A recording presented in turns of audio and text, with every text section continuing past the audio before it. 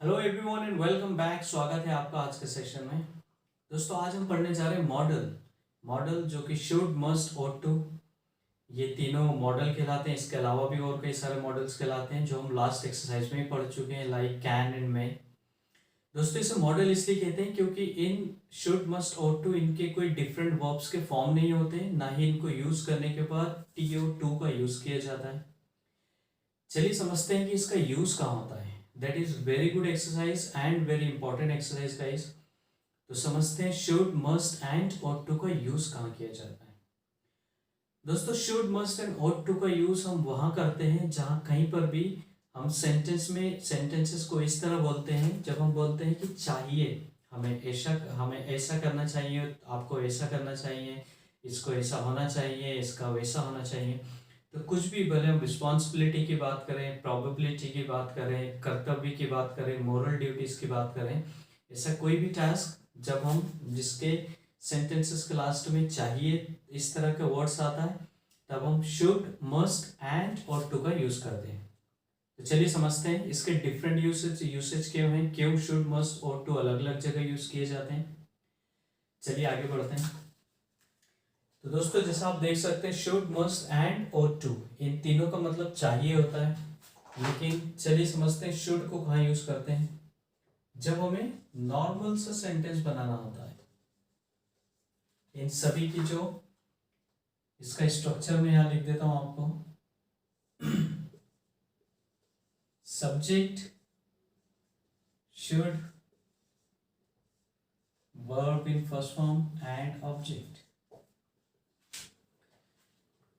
अगर मैं बोलूं आपको उसकी मदद करनी चाहिए, यू शुड हेल्प हिम, आपको उसकी मदद करनी चाहिए, आपको इंग्लिश बोलना चाहिए, you should speak in English, आपको इंग्लिश पढ़ना शुरू करना चाहिए, you should start reading English, आपको इंग्लिश सीखना चाहिए, यू शुड लर्न इंग्लिश। तो ऐसी कोई भी टास्क जब हम शुड का प्रयोग करेंगे, जब हमें उस सेंटेंस के लास्ट में चाहिए वाली वर्ड होता है, तब हम शुड का यूज करेंगे। मुझे वहां जाना चाहिए, आप सभी को आपस में अच्छे से बात करना चाहिए, हमें इंडिया की ग्रोथ के लिए काम करना चाहिए, हमारी अपनी इंटरपर्सनल स्किल्स के लिए काम करना चाहिए। तो ऐसा कोई भी टास्क जहाँ चाहिए वर्ड आता है वहाँ हम शुड का प्रयोग करते हैं। ठीक है दोस्तों, ये हो गया नॉर्मल सेंटेंसेस। इसका जो स्ट्रक्चर होगा subject, should, verb in first form and object. मुझे इंग्लिश में लिखना चाहिए, मुझे एटलीस्ट एक सेंटेंस बनाना चाहिए। आई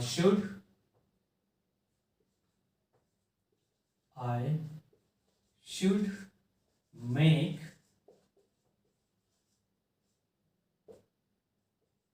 at least one sentence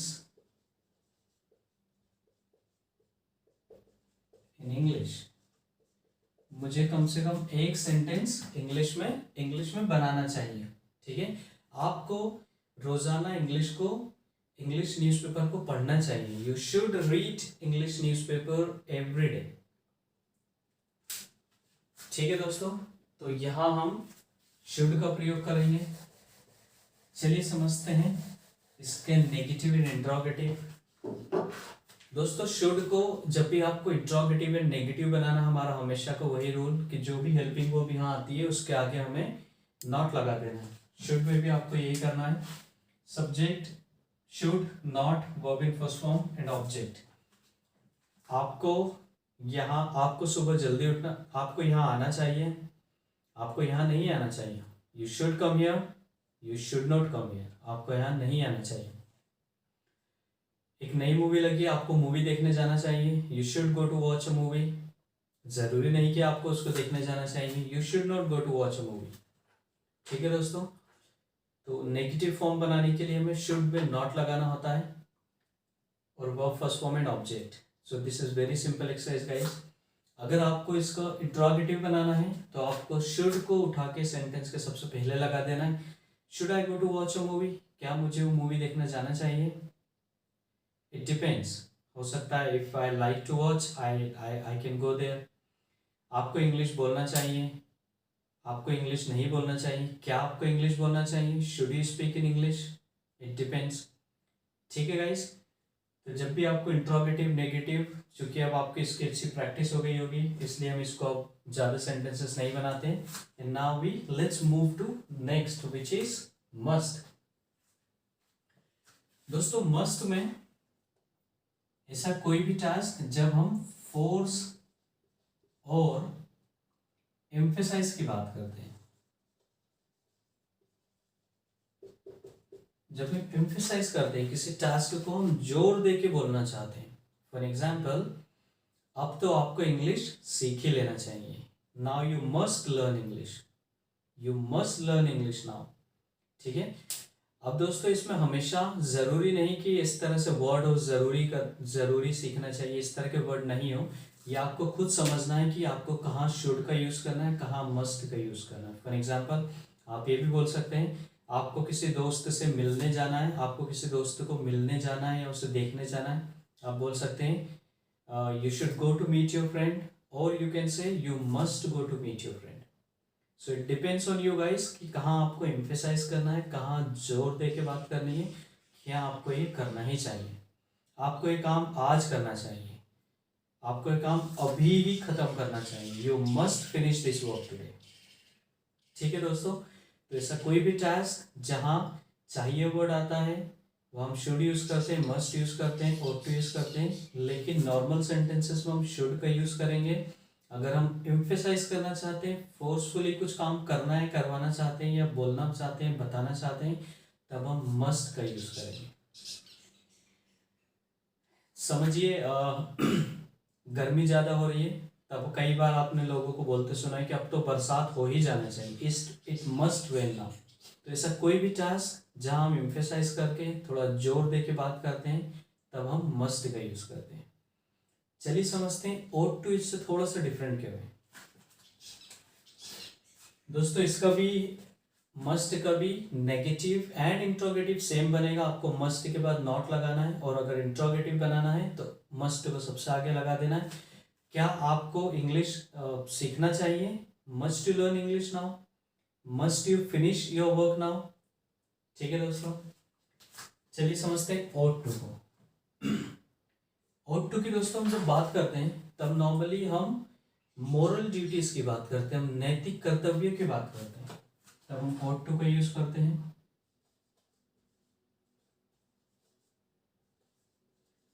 moral duties, नैतिक कर्तव्य।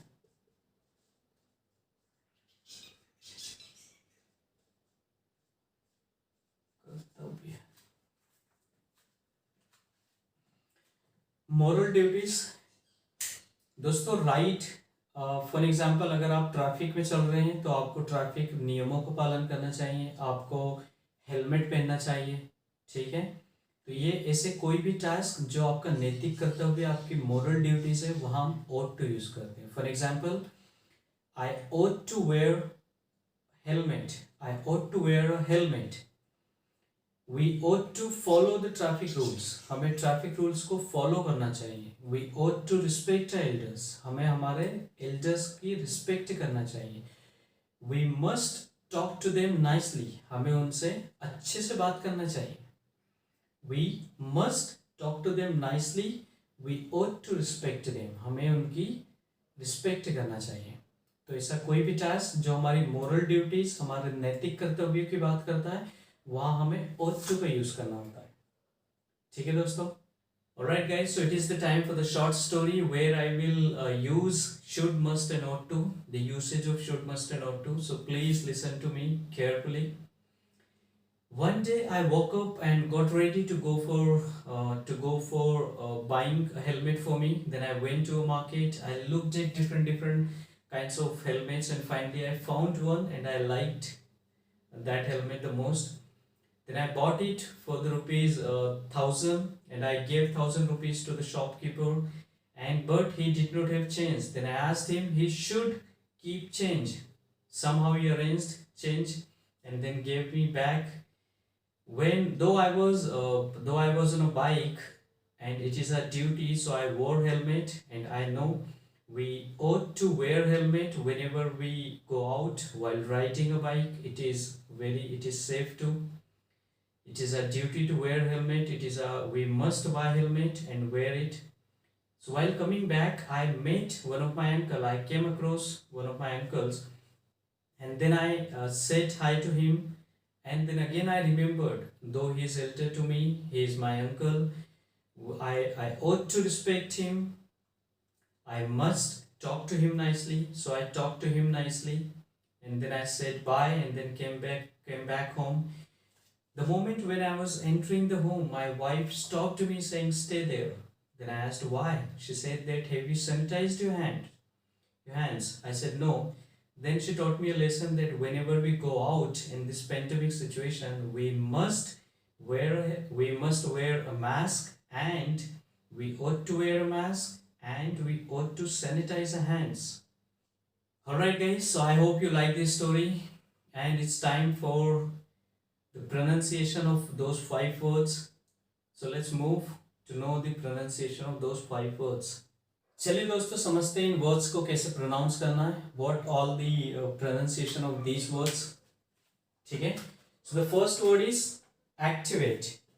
अब जैसा मैंने पहले सेशन में, अपने प्रीवियस सेशन में आपको बताया था, जो भी कैपिटल लेटर्स में लिखे यहाँ हमें एम्फेसाइज करना है, यहाँ पर हमें स्ट्रेस देना है. तो इन सेंटेंसेस इस वर्ड्स को देखिए. Activate, ACT, it's act, activate, activate, activate. All right, activate, activate. Then the next word is actually, actually, actually. All right, actually, actually. Then the next word is again schwa sound,